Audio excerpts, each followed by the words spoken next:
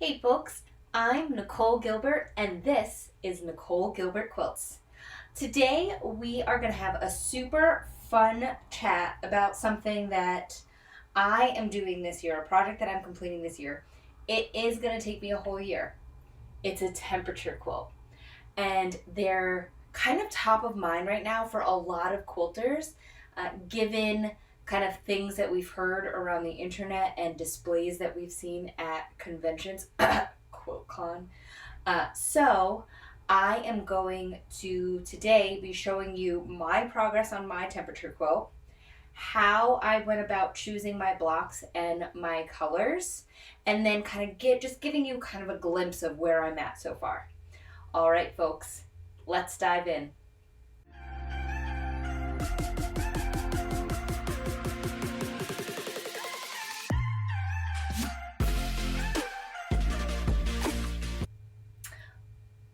Hey, folks. Okay, so what is a temperature quilt? So, a temperature quilt is very similar to those milestone quilts that we've seen kind of pop up here and there, especially at the end of or beginning of a calendar year. But what a temperature quilt does is it actually tracks the temperature at your location over the period of a year, or 6 months, or a month, or however long you want it to be. I mean, it's your quilt, remember? So I am doing a temperature quilt and it is lasting for 2022. So I started on January 1st and I will do it through December 31st. Now, when choosing your temperature quilt pattern, you want to keep a few things in mind. First, you want to think about what are you going to be tracking. I myself just wanted to track the highs and the lows of the day, the actual temperature. And so that meant that I needed to just choose a basic block that was two colors. Now, I've seen this with like simple bars. I've like a 2.5 by 4.5 and a 2.5 by 4.5 sewn together. I've seen it with half square triangles where one half is the high, half is the low. And what I chose to go with is this option, which is actually a 4.5 by 2.5 rectangle for the high and a 2.5 by 2.5 inch square snowballed or half square triangled into the corner of the rectangular piece. And so that's how I have chosen to do mine. And I am doing it and I'm kind of going back and forth and back and forth. And you'll see in a moment when I pick up multiple months. This is 1 month, this whole trail. This is 1 month, okay? Now, back to choosing your quilt block. That's one way to do it. I have also seen people choose weather systems, meaning not only are they tracking the high and the low, but they're also tracking what the current weather forecast is as far as, what did it rain that day? Was there, a hurricane, a snowstorm, whatever may have you. And then with that, usually it's either an added bar of color, like separating your high and your low, however you choose to do that. Some people have done it with a zigzag stitch and they've color coded their thread. And so there is a top stitch zigzag across the high and the low seam. And then whatever that color is, if you look at their color chart, you would be able to see what the weather was that day. So that's another way to do it. Another way that I've seen is that people are combining their milestone quilts with their temperature quilts. So it's really kind of like a daily diary. So what's happening there is that they are doing your classic temperature, however you've chosen to do it. Then they're also tracking, how many miles they ran, how many cups of water they drank. Think about all of the different things that you can track that you do daily. And then that is added as either a stitch or an additional piece of your quilt.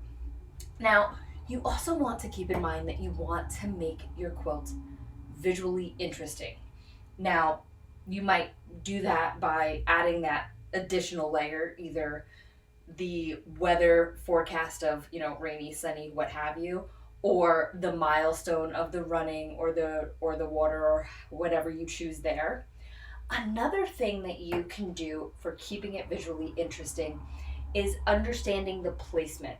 Now, if you are doing just half square triangles and you're just doing highs and lows, like what I did, but doing traditional half square triangles, you will want to kind of keep in mind how you're rotating your seams and also how you're tracking what's the high and what's the low. Because in a half square triangle, both sides are the same size, meaning at first glance, you might not realize what's the high and what's the low. Does that make sense? This can be especially tricky on those really cold winter days or really hot summer nights because, your high, we've had highs here in New York, high of 20 degrees, low of 18, and so those are only 2 degrees apart. You're not really going to be able to tell what's a high, what's a low, because that traditional, the warmer one is the high and the lower one is the cold, might not translate in the colors that you choose. So you want to think about a secondary motif. So with my bars, what you'll notice is, let's see, where's the month that goes with it? Is this? Yes. Now, these will go together like this. And as you can see, I have rotated my snowballed corners are on this side for this month, and then they go back and forth.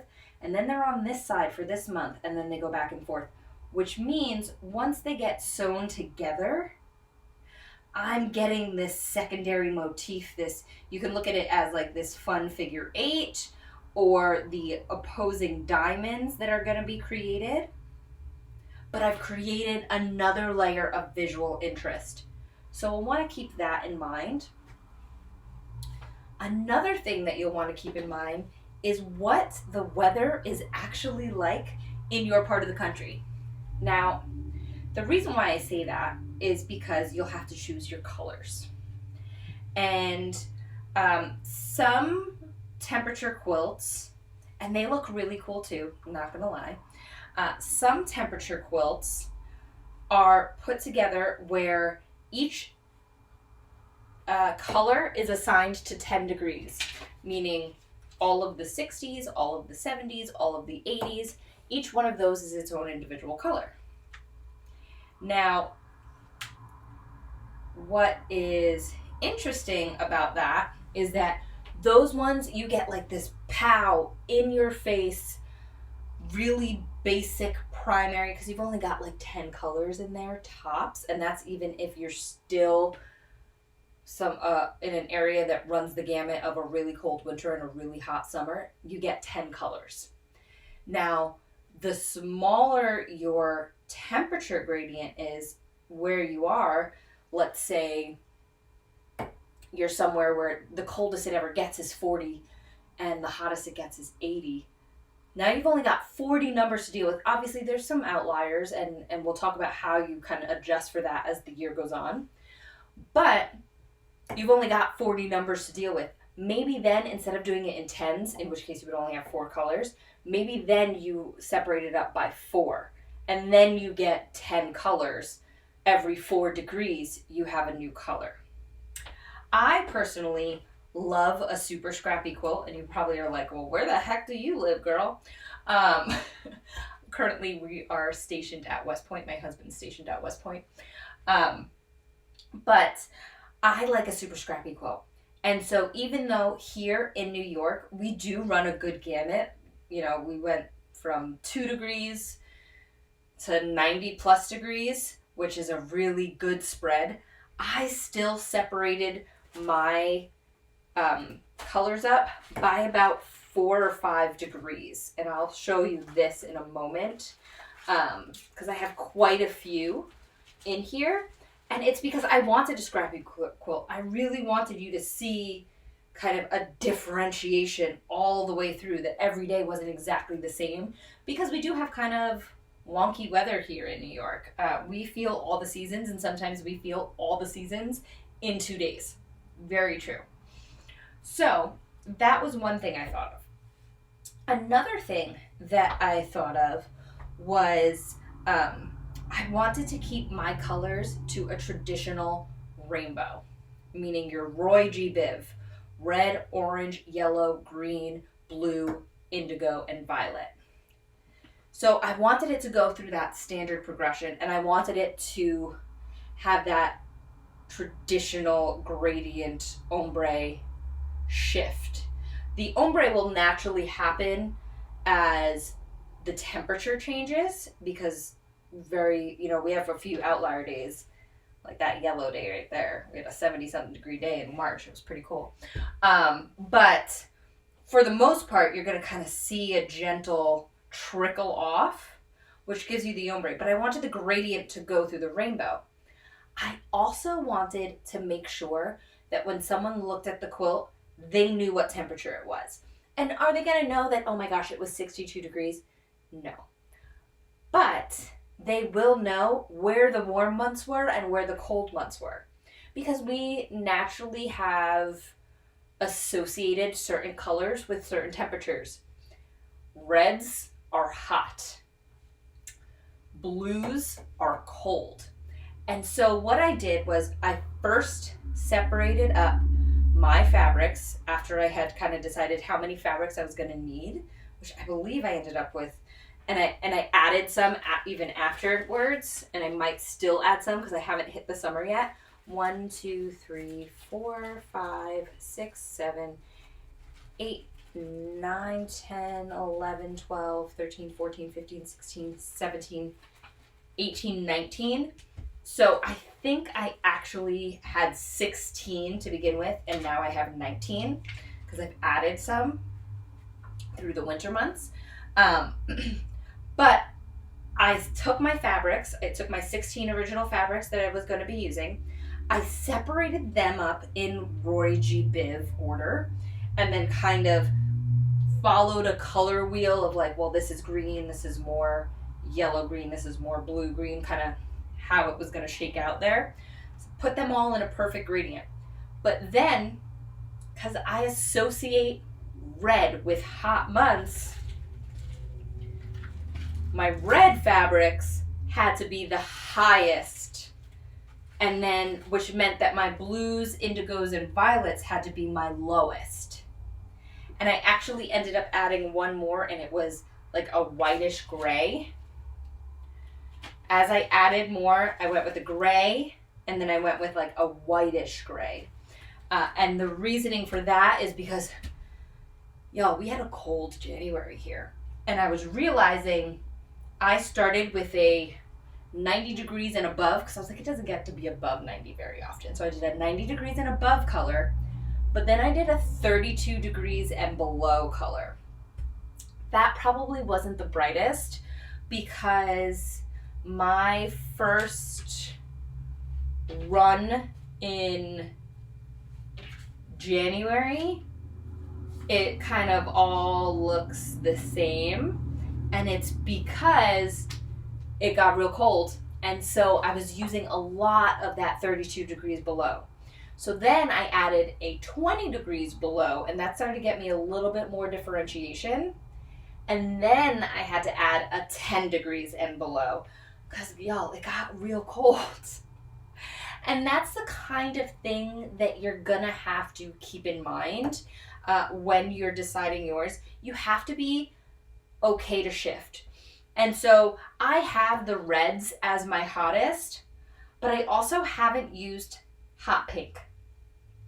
And so if I do end up, because we are as a family moving to Kansas City soon, yay! And I think that the variation in temperature is actually kind of similar to here, but let's say it becomes July and we have a scorcher and we have a lot of days above 90, I'm gonna want some more differentiation, especially because I'm going for a very scrappy look in my quilts. So I want you to keep that in mind, that you may have to adjust and pivot as you're making your quilts as the year goes on. I mean, you're planning this quilt out, and it could be months and months and months in advance, and so you're gonna want more. Also, keep in mind, I did mine as a scrap buster, but I also did make sure I chose scraps that I had a ton of, or just like things in my back stock that I had a ton of, because I ended up having to cut more of the 32 to 35 degree fabric because I went through so much of it. So also keep that in mind, that you want something that's going to be readily available. This is not the quilt to use your out of print Tula Pink on. No, sir. Because you're either going to run out of it, and also it's scrappy and little, and come on, we all want to see more big disco kitty. I mean, right?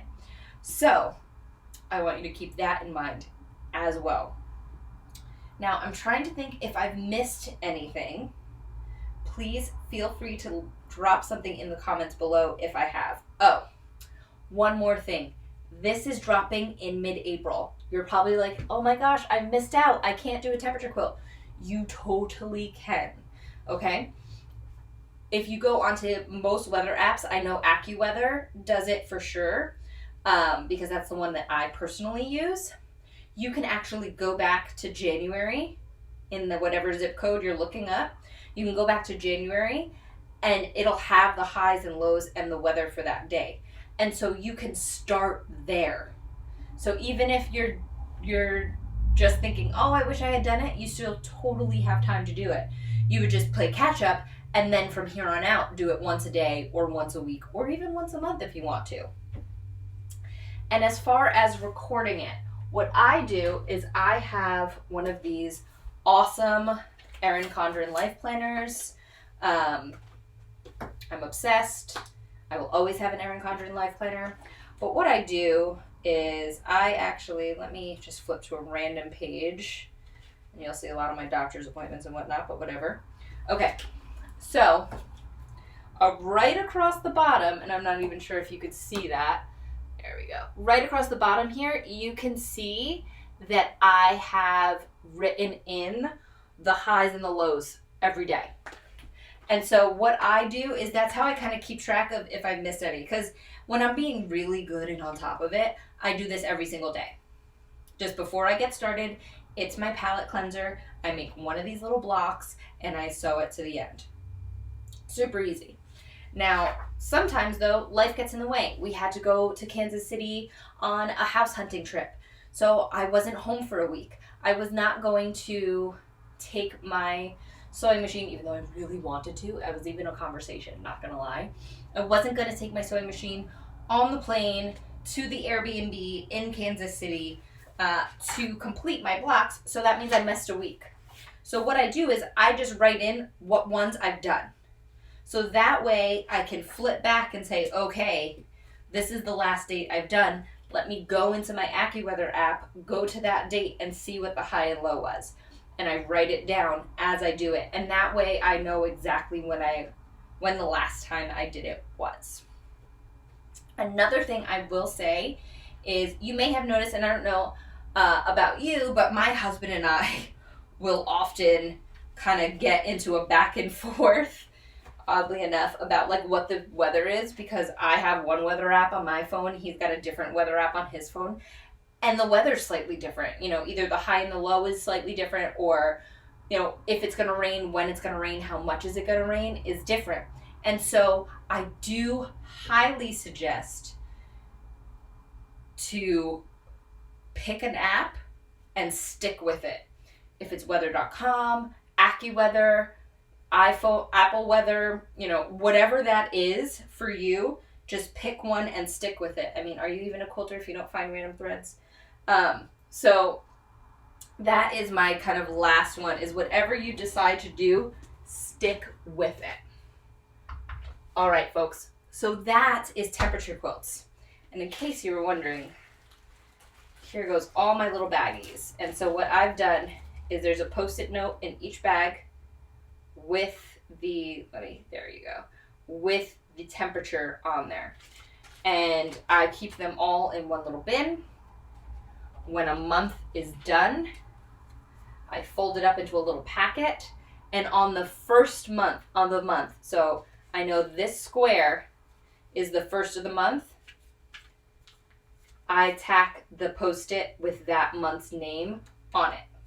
Because you can't really build this quilt, like, I mean, I guess technically I could sew January to February. I mean, I could do that, but it's actually easier to store if I just keep them in their columns and know at the end that I'll just sew them all together.